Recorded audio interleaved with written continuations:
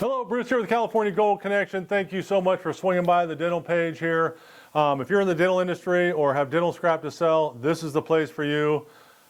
Just a heads up, I'm going to give you way too much information, but this is such an esoteric industry. 98% of gold buyers probably don't even understand dental scrap. So you guys, this is really not what you're worried about normally. You got plenty of business to take care of. But it can be all over the place, and even you send your scrap in one day and you're getting this much money, and you send it the next time you're getting this much money. You're going, what is going on? And you're wondering if who you're sending it to is reputable or not, and all these thoughts are going through your head. I'm gonna narrow that down and give you a little more context and explain it to you better. All right? I'll give you a heads up. I'm going to show you how I pay 2 to 3 times more than your average buyer because of what I'm going to share with you. And I'm also going to tell you palladium is largely the culprit when you see major fluctuations in your dental scrap. We'll get into that in detail here in a minute. But for now, we're going to talk about the main ways you sell your dental scrap. Number 1, you mail it into a big refiner. Number 2, you sell it to a mobile rep that probably works for a big refiner. There's a handful of people out there that are sole proprietors like myself, but very few. Most of them work for a big refiner. Number 3, you donate it or you trade it to your dental lab for work or labor trade. And 4, you donate it. And then some of you that get a little more industrious might try to go sell it to gold buying locations in town. Let's just talk about that real quick and get that one out of the way, and why you're not going to find a lot of buyers that will buy this, because it'll eat your lunch if you don't know what you're doing. First of all, this is the reason you won't have a lot of local buyers buying it, is because all these alloys are made for an acidic environment. One of the first tests that your amateur buyers will use is an acid test for jewelry and whatnot. However, the cobalt, the nickel, and the other alloys used in dental scrap will test good with an acid test. So your PFM material that's non-precious will test exactly like the stuff that has gold and palladium in it, your noble and high noble. So when a buyer buys enough of this, they'll do it once, and if it doesn't put them out of business, they'll never buy it again. So acid, no good for dental scrap, okay? These, your more reputable, mainstream, bigger buyer outfits or businesses out there will use electronic testers for all their jewelry testing and all that. But if you look at the fine print of all the jewelry testers out there that are like this, they'll all tell you this is not recommended for dental scrap. Why? Because for the same reasons. The alloys they use in dental scrap are very close to the properties of gold, palladium, platinum, and silver. So it'll trick these machines. So again, you test this stuff with a machine like this, and it'll be telling you complete junk is actually good. So your gold buying locations will not touch PFM or white alloy. We call them white alloys in our industry. You call them PFMs, force infused metal. Yellow alloys. Yellow alloys are a known quantity in the buying industry, so they think. What they really don't know is that these aren't a known quantity. They think they have an average carat value, and they don't, because of noble or high noble. Noble alloys, let's talk about the 3. Non-precious alloys are non-precious. They have 0 precious metals in them. They're worth nothing. They're garbage. Noble alloys have to have 25% or more precious metals, not gold, palladium, platinum, gold, or silver, okay? And your high noble is supposed to have 60% or more precious metals in it. Just let's say, for instance, it was that cut and dry, that this crown has 25% and this crown has 60%. Okay, well, you can buy that pretty accurately. However, you can't test it with conventional test equipment, like I told you before. And the big problem with all this is these dental alloys are proprietary. In order for me, if I want to have a proprietary alloy, I have some dental alloy ingots over there, but you get them in those little ingots for casting.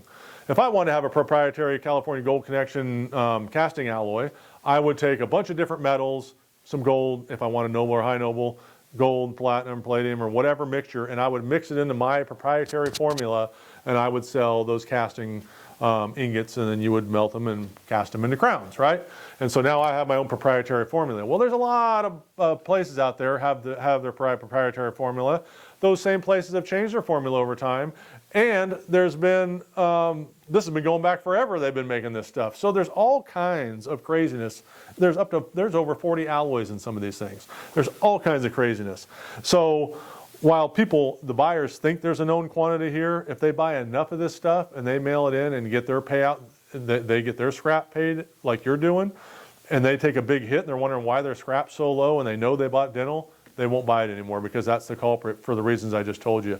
This may have way less gold in it than this one and so forth. So if you're not a professional buyer, that's what this X-ray gun's all about. This is an XRF X-ray gun. I can X-ray this and tell you the exact composition of every one of these. And that's how I've carved out a niche, and that's how I do it. Your conventional refiners will melt this all down, do a fire assay, and then they X-ray it, and so they do the same thing I'm doing, but they melt it. I don't have to melt mine normally. If I get a lot of little dust and little teeny particles, I'll melt that and then test that ingot. But I have a proprietary formula I use to calculate values on this, and I believe I'm the only one in the industry that even does anywhere near what I do on this stuff. Why would I do all that work? Because I want to build lifelong clients, and I want to get you paid as much as possible. Now let's talk about that. All right, the other 4 methods. Mail it into Big Refiner. That's kind of normal. A lot of you guys are doing that. You send it in, you really don't know what you have. You think every dentist thinks their scrap's the best, right? But let's just talk about that for 1 second. People ask me, well, what can I expect of my scrap? My scrap's all good. And it's like, well, let me just give you a couple things to look at. What's your social economic area that you work in? Is it lower income area? Well, I guarantee you insurance is there. If they have insurance, aren't paying for noble or high noble metals. They're putting in non-precious. So all the extractions you're doing, a lot of that stuff's going to be non-precious, right? Now, you may be installing noble or high noble. That doesn't mean all the other work you're working on has been. So that's one aspect. Another thing to ask yourself is maybe you're in a more affluent area, and what are you installing? If you're installing a lot of non-precious, well, that's because you're in that social economic area that's all the insurance is paying for. So the lion's share of your scrap in the surrounding areas is probably going to be non-precious.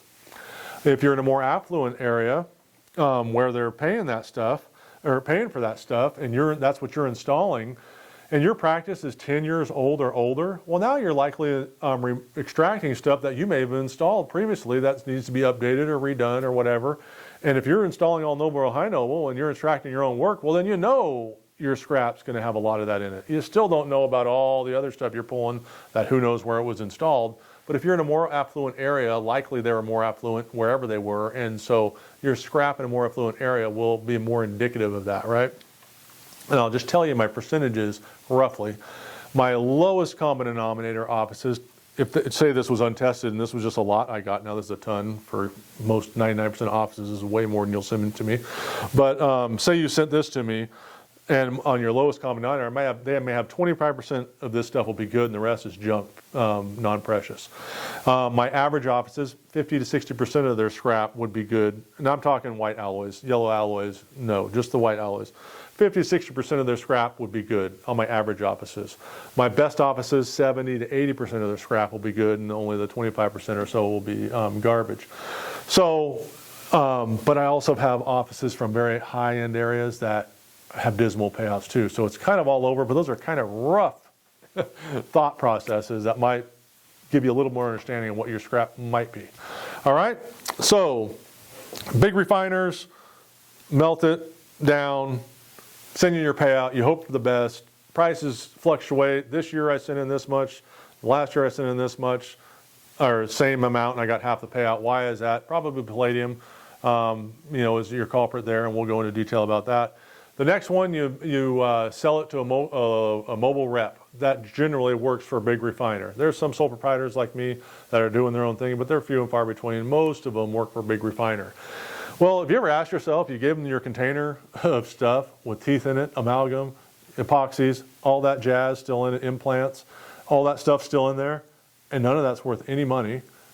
We're only after the metal, and only a portion of this metal is even payable. That's what I'm after, right?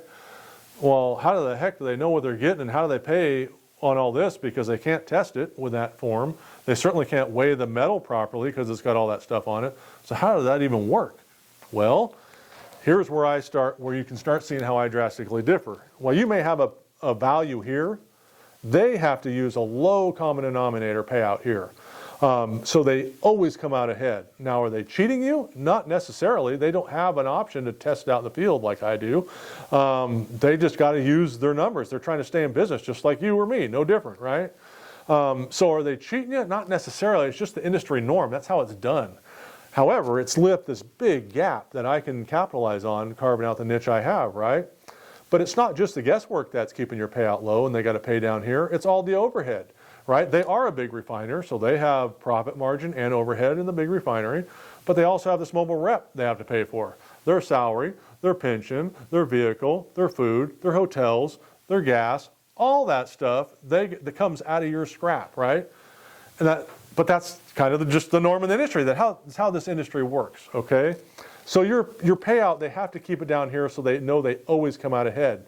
Now, if you were one of my clients that is only 25% good and the rest is junk, you might be doing okay here. But for the majority of you that are 50%, 60% good or more, your payout could be way higher instead of having to be stuck down here just because they got to make sure they cover themselves, right?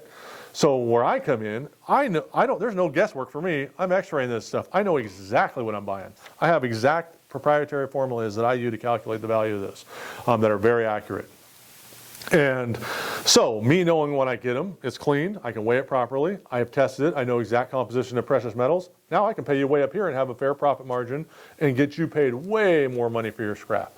So that's how I can drastically differ, and that's how probably, I don't know what the ratio is, but a ton of you guys are selling to the mobile refiner reps because that's just normal. And I do mobile buying. I did a lot more of it now. Most of it gets mailed to me, but I test everything. I clean and test everything on site just like this. Nobody does that. So I was unique, and I still am unique in what I do. All right, large refiner, mobile refiner rep typically, or mobile rep. So we talked about those two. Let's talk about the third one. That's trading your scrap to your dental lab for material trade or labor or whatever. And they say, okay, you give me your scrap. Okay, you got $1,000 credit. You're going, great, sounds good. And however, what do you think they do with that scrap? They're not like melting it and making stuff out of it. They're selling it as scrap gold. And so what you do is you sell it to them or trade it for them. And then what they do, they take it, sell it to me or a guy like me. So you just inserted a middleman and cut out all this value. What if you got $2,000 for that scrap? Now you got $2,000 worth of money to be buying material labor from your lab instead of just the $1,000 they gave you. So it can go a lot further if you sell it to me, right? Potentially. So that's the lab. I know it's easy to just trade with your lab, and it's so easy. You work with them all the time. It is what it is. But why not get 2 or 3 times more for your money, right? Lastly, donating it. Very noble cause. We all want to help some way or another.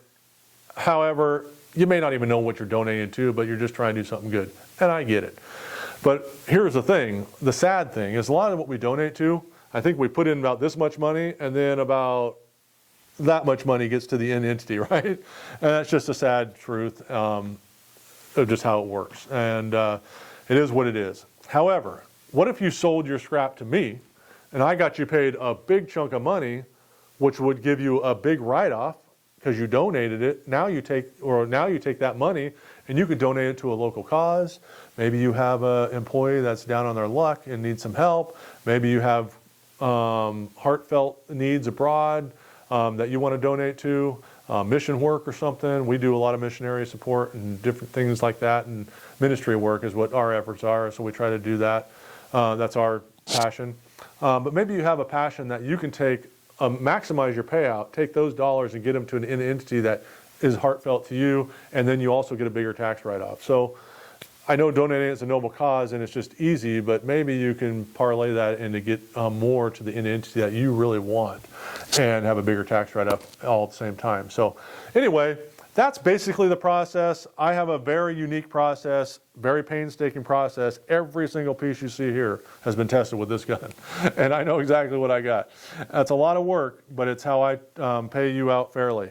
One thing, I don't know if I told you that, but when I do this for you, you mail in your scrap, I clean it all down to bare metal like this, and then I'll send you a picture Generally I text you or I can email you, but everybody's doing text nowadays. I'll text you a picture, an overview, and you'll have a title say good gold or good, no good, and yellow alloys.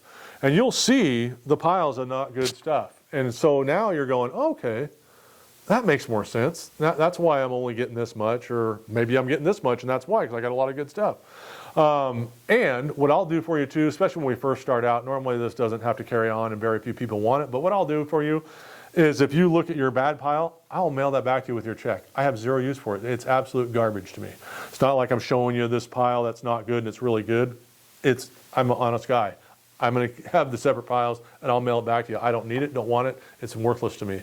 So if that gives you a little more comfort level to get that stuff back, more power to you. I'll be happy to send it to you.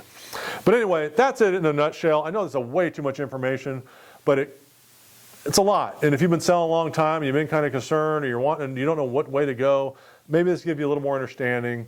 Palladium, I don't know if I talked about palladium. Palladium is the biggest culprit when it comes to your price fluctuation.